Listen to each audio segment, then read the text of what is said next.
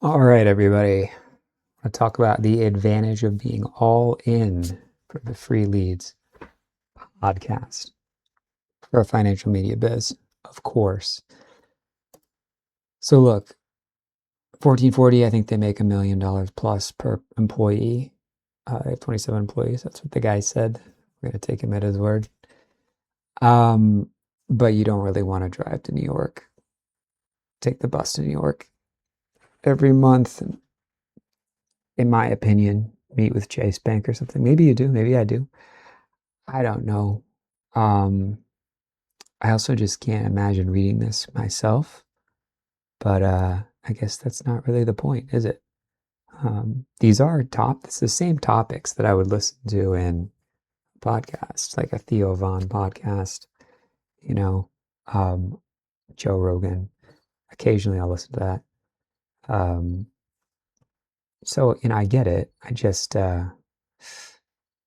It's going to take a lot to get back into the mode of distilling this information or whatever the heck that means.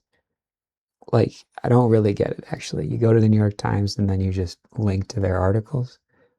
It's weird, but it's not weird because they have 4 million or whatever I said yesterday, a million people opening this a day.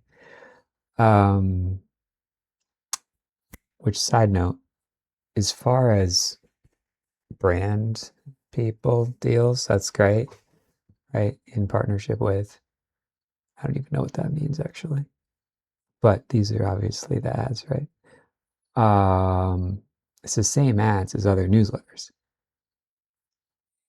except they might not be getting paid when someone signs up. They might just be getting paid when someone opens the newsletter and gets an impression. I'm not really sure. It doesn't really matter for my purposes. What I do like about this is they got their ads are ads. Their products is an ad.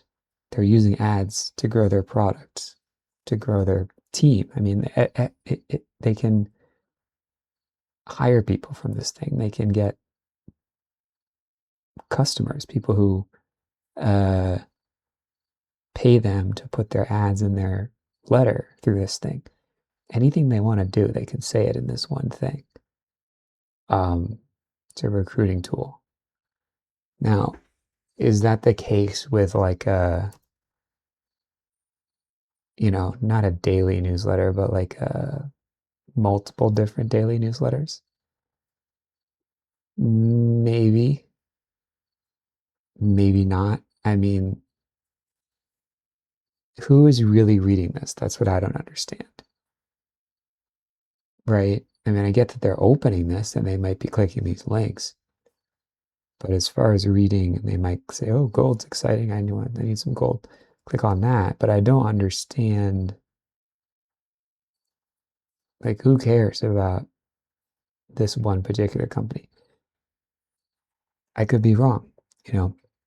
So that's something I'm setting up is click tracking.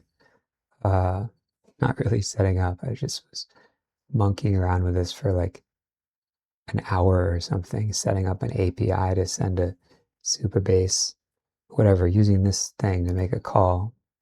Instead of using this module, you create an API module. It's like a, request that isn't the default option here. The bigger picture is this stuff is easy comparatively, right? I'm going to get a click URL in here. It's going to be fine. What's so beautiful about this, and I didn't really understand the beauty of this actually until like yesterday. And there were some other good updates today. Like I got a business bank account for that business, which is good because I signed up for Sparkloop, which I didn't really want to because I know that they're, as someone buying leads from Sparkloop, I'm not sure that's a good idea, but making an extra buck sending my leads there, maybe that is a good idea. My leads are good too. So it's just good to have some more thank you pages. Uh, Maybe Investing Media Solutions will return my email next week or the week after, or I'll send them a second, third follow up. It's a slow walk down this road, which is fine, to even be talking about these people with these people. before I have 50,000 contacts is sort of a gift. Uh, but I guess I can write some crap. I mean, I I don't know. I'm just gonna have to do it, you know. Good morning. It's Monday, August 17th, and then you just say some random thing that has nothing to do with the market that people want to talk to their coworkers about, you know, when they walk in the door. I don't really get it, to be honest. But, you know, I know newspapers are big deals, so we'll see what ends up developing, whether it's more of a daily thing or more of a like, you know, realistically, people have like 10 seconds, they're going to open something and then maybe they have some time. And then you hit them again when they click something, which makes a lot more sense. That's what immediately sort of piqued my interest about this whole uh, market beat, unprecedented story, which is developing. You know, they just continue to do good stuff. Is the real time triggering, which I hadn't really been exposed to before. I'm not sure. I had probably been in those campaigns or just hadn't noticed it opening other emails. Like I can't even think of who would open. You know, you don't really notice things until you're actually trying to do them, and then suddenly you see the beauty of some of the mechanics behind them. So that's a lot of stuff about just doing the thing on Monday. There's also, I mean, I get these guys, you know, subscribe to the newsletter, get the current thing, whatever. This is really just like a transcript of their video thing. Their video thing, I feel like, is the main entree, right? But who's reading this? I mean, they're using the Substack first off, which is automatic. And then they're just posting random headlines. It's fine. I mean, this is fun, you know, putting the tweets that are actually sort of like edgy and, you know, this is the thing you can do when you're an ambitious upstart or whatever. You can't do when you're morning brew. It's like weird stuff, like some of this stuff. So maybe that's an angle. I mean, they're not stupid about it. They're still putting things people understand or recognize. So, and look, I mean, this is insane. We already know this. You already know this is like an outlier for sure. Now the question is, can it be done again? I think it can. It's just going to look different, I think. This isn't even them writing it. Anyway, so this is like an afterthought for these guys.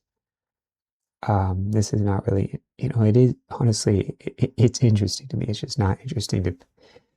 This is the other paradox is, right? People want to look at their stocks, but really they just want to look at what everyone else is looking at, right? I mean, I do, so I know people want to. I want to know about SpaceX's Cursor acquisition going through, even though it's a private company. So that's probably what's going to end up happening. You know, the VC thing is sort of more of like a bro relationship thing. It's more about being in the know than it is about. I mean, look at this crap. This is someone who's in the same realm of just things that catch your eye, right? It's fine. It is what it is. We'll see what sort of gets coughed up on Monday. The other big thing will be just paying less attention to the market. I think will be really, if anything else, it'll just force me to do something besides just making Claude scripts for YouTube transcripts twice a day, which is fine. I mean, it worked. I got a bunch of subscribers. I think I got like 25 subscribers or something from that video, which is a lot. I mean, it's the biggest video I ever had. View-wise, I haven't really been counting the subscribers per each one, really, because it's so beginning of this whole process. But You know, if they're worth $5 a piece, let's say that's aggressive to get them that cheap, but 75 bucks, right? No, that's 125 bucks actually. And then the video pays you a little bit too, so maybe you make, 10, 20 bucks, 20 bucks off the videos. That's 145 bucks. And then they click after offers, they click some of these offers on the wall so that I make, say 20 more bucks off that. It's getting up there. It's 165 bucks for a video, assuming I can actually do something with the subscribers ultimately. Otherwise, they're not worth anything. But yeah, that's where I'm at. Got that business bank account set up, and just gonna see what flows out. All right, follow me on X.